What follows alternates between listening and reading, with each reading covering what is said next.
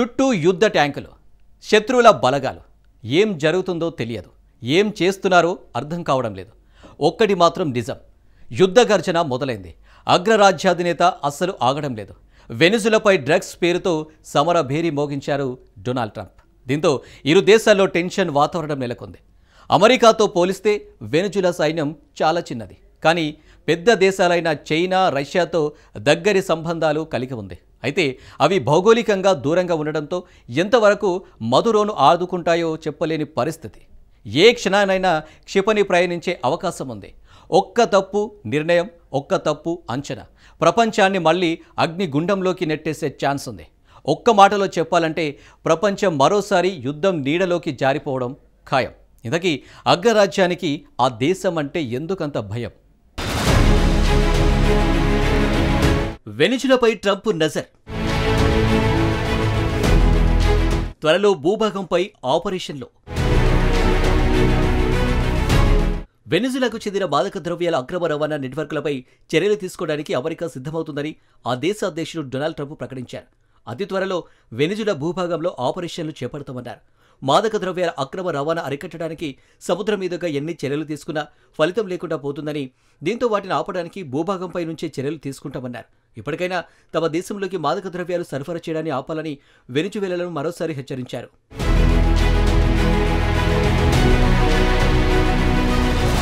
ఇప్పటికే target fix అయింది. Trump గర్జన మొదలైంది. అగ్రరాజ్యం ఆపరేషన్పై సర్వత్రా ఉత్కంఠ నెలకొంది. కరేబియన్ సముద్రాన్ని దళాలు చుట్టుముట్టాయి. ఆ చిన్న దేశంపై అమెరికా పెద్ద స్కెచ్ వేసింది. వెనిజులా గగనతలాన్ని పూర్తిగా మూసివేసినట్లు భావించాలంటూ ప్రెసిడెంట్ డొనాల్డ్ ట్రంప్ చేసిన ప్రకటనతో అంతర్జాతీయంగా ఉద్రిక్తత నెలకొంది.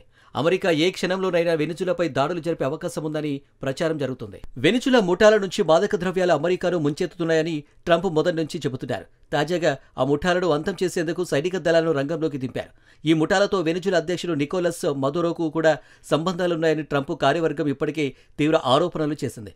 మదురో సర్కారిక రోజులు లెక్కపెట్టుకోవాలని ట్రంప్ ఇటీవల స్వయంగా సోషల్ మీడియాలో హెచ్చరించారు.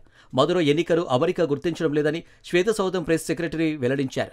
దీంతో అక్కడ ప్రభుత్వాన్ని కూల్చే ఉద్దేశం కూడా ట్రంప్ కార్యవర్గానికి ఉన్నట్లు తెలుస్తోంది.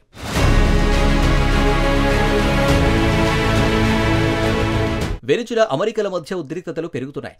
వెనిజులాపై అమెరికా అధ్యక్షుడు ట్రంప్ ఎప్పటి నుంచో కత్తి పెట్టారు. అక్కడి నుంచి మాదక ద్రవ్యాలు అమెరికాను ముంచెత్తుతున్నాయని ఆరోపణలున్నాయి. అక్కడి కొన్ని ముఠాలు దీని వెనుక ఉన్నాయని, దానికి వెనిజులా నికోలస్ మదురోకు కూడా సపోర్ట్ చేస్తున్నారని చెబుతున్నారు. వెనిజులా అధ్యక్షుడిని పట్టనివ్వాలని కూడా అమెరికా ఎప్పటి నుంచో కోరుతుంది. మదురో సమాచారం ఇస్తే ఏకంగా $50 మిలియన్ అంటే 430 కోట్ల బహుమతి కూడా ప్రకటించింది. ప్రపంచంలోనే అత్యధిక చమురు నిల్వలున్న కంట్రీపై అగ్రరాజ్యం కన్నెర చేస్తుంది. అధికంగా చమురు కొనుగోలు చేస్తున్న అమెరికా ఇప్పుడు ఆ దేశాన్ని సొంతం చేసుకునేందుకు వ్యూహరచన చేస్తుంది. కరేబియన్ సముద్రంలో యుద్ధం గంటికలు మోగుతున్నాయి. ఏ క్షణంలోనైనా యుద్ధాన్ని ప్రారంభించే ఛాన్స్ ఉందంటూ అమెరికా మీడియా కోడైకూస్తుంది. త్వరలో వెనిజులా భూభాగంపై ఆపరేషన్లు చేపడతామని ట్రంప్ వెల్లడించారు. తాజాగా ఎయిర్ స్పేస్ క్లోజ్ చేసినట్లు భావించాలని ప్రకటించడంతో ఉత్కంఠ నెలకొంది.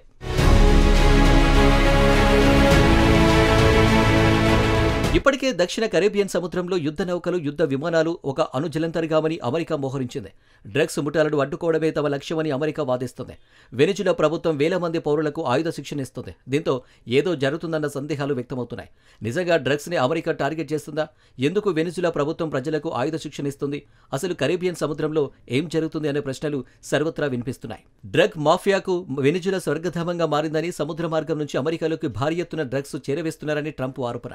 డ్రగ్ మాఫియాను నిర్మూలిస్తామని పలుమార్లు హెచ్చరికలు కూడా ఆయన జారీ చేశారు. విమానయాన సంస్థలు, పైలట్లు, మానవ ఆక్రమణదారులు, డ్రగ్ డీలర్లకు స్ట్రాంగ్ వార్నింగ్ ఇచ్చారు. అందరూ జాగ్రత్తగా వినండి, వెనిజులా సహా చుట్టుపక్కల ప్రాంతాల్లో గగనతలాన్ని పూర్తిగా మూసివేసినట్లు భావించండి అంటూ ట్రూత్ సోషల్ వేదికగా హెచ్చరించారు.